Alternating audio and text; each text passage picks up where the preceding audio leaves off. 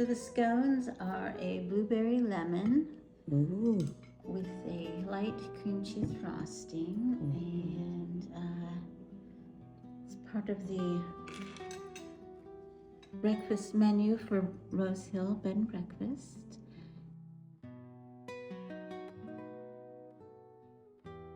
Did you attend any culinary school? Well, I went to culinary school in Portland. It was a post-divorce decision to follow what I thought was a lifelong dream. It was after we had been attending the Oregon Wine Experience events in Jacksonville, and that's when Sharon first proposed business venture of a bed and breakfast. I understood her vision, what she wanted to do. Also, I'd been offered at the time a job with the city of Sutherland, was able to work from home. So Sharon moved forward with having this house remodeled from top to bottom, everything. Wow.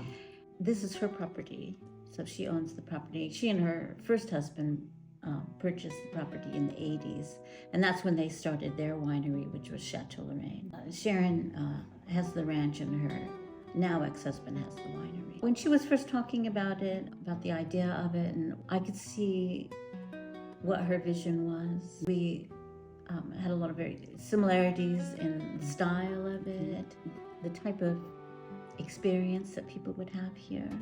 It's a traditional bed and breakfast. That was the concept from the beginning.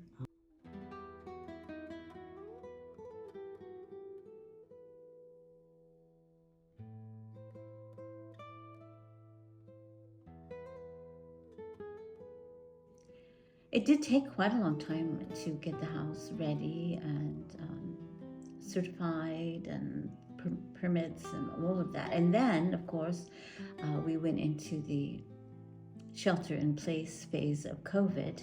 Oh, yeah. Just shortly Crazy. before we were planning on opening.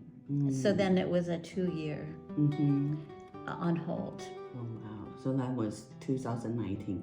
Right. I moved here in 2019. Yeah. Wow. And then at the beginning of 20 is when everything went on hold. Yeah. But I did have my job with the city of Sutherland, so I was able to work from home primarily, which was a benefit to me, of course.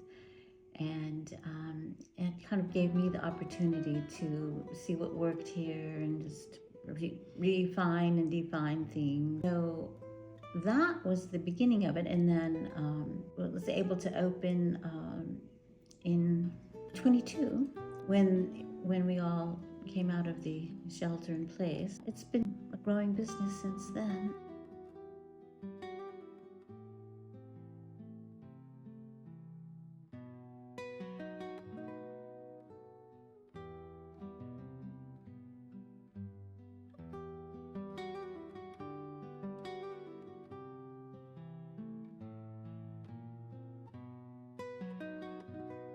So when I moved back to Eugene, met Angus James, and he was the owner of the Broadway Wine Merchant. He asked me to come on and be their wine steward and facilitate their wine tastings on the weekend. And then I also took on doing desserts for the wine dinners that he hosted. And for several years, it was just wonderful. He was a wonderful man and a boss, and we had a really great crew. It was like a big family. His retirement party was about 2 weeks ago in Eugene, and he said hello. And then he realized that it was me, and he said, "Oh, Nancy, hello." He says, "I'm so glad you could come." I hadn't seen him in several years. And the first thing he said was, "Did you bring dessert?"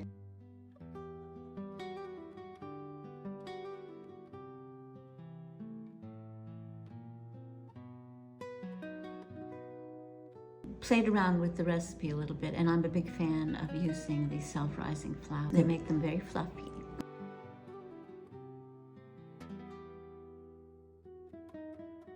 Every morning my view is of the castle on the hill. Yeah, exactly. So I'm a very lucky woman. Lucky you, Nancy. That's exactly. It's just there this morning. when I got up, and that was first light, and it was just illuminating the King Estate. It was this golden glow.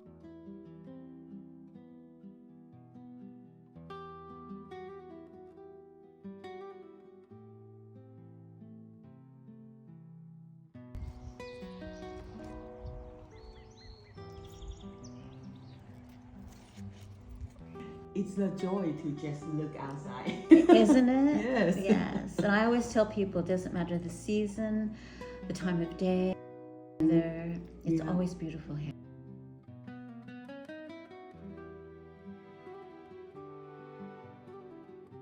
And I am not a country girl. I grew up in the city below San Francisco on the peninsula. Oh, okay. So when I first came out here, I just thought, oh my goodness, this is way out here. But I had stayed at Sharon's prior to moving into this house, and she lived not far from here. She lived out in the country for years, and so one of the first things she introduced to me was collecting chicken eggs. Chicken eggs? Why? Well, she had a flock of chickens. And, Okay. so she introduced me to collecting eggs. It was my big leap into country life, plus mud boots. Oh, mud boots. Never had mud boots, but now I do.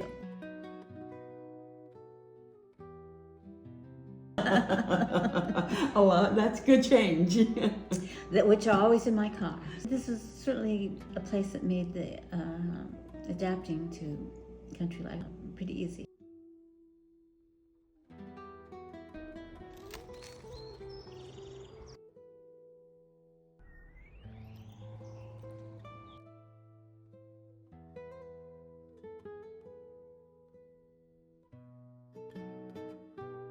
The closest wineries, which it's about a 20-minute drive, so not far. We have, the former Silvan Ridge, which is now reverted back to Hinman Vineyards, the original owners. And then across the road from them is Cheeks Winery. And then further on down is Sarver Winery as well, which is equally as worth the trip. They have an incredible view and a wonderful wine. And each winery, has its own personality and reason to visit. And I've been able to establish, relationships with each winery and send people out there and this is where you should go. This is the wine. And I have a lot of return customers. Necessities and the experience, making sure everyone was comfortable and well fed, of course. Yeah. It became a part of their experience for themselves, for whatever purpose or reason they were visiting the region. Whether it was for a family event or a wedding, graduations from the U of O. I have a lot of families that reserve the whole house so the families can stay.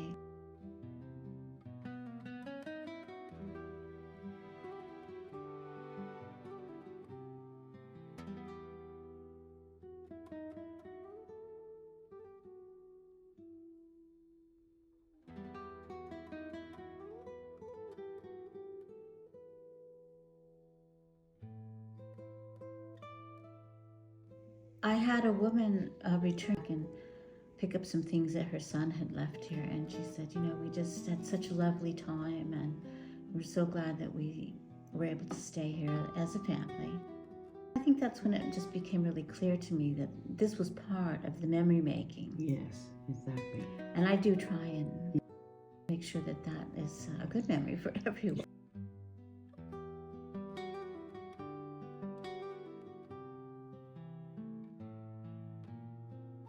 I had an older gentleman stay and his wife, and they were here for his grandson's wedding. He was very reserved, when he arrived. And so, for me, that just says, well, we'll just let him be. Yes.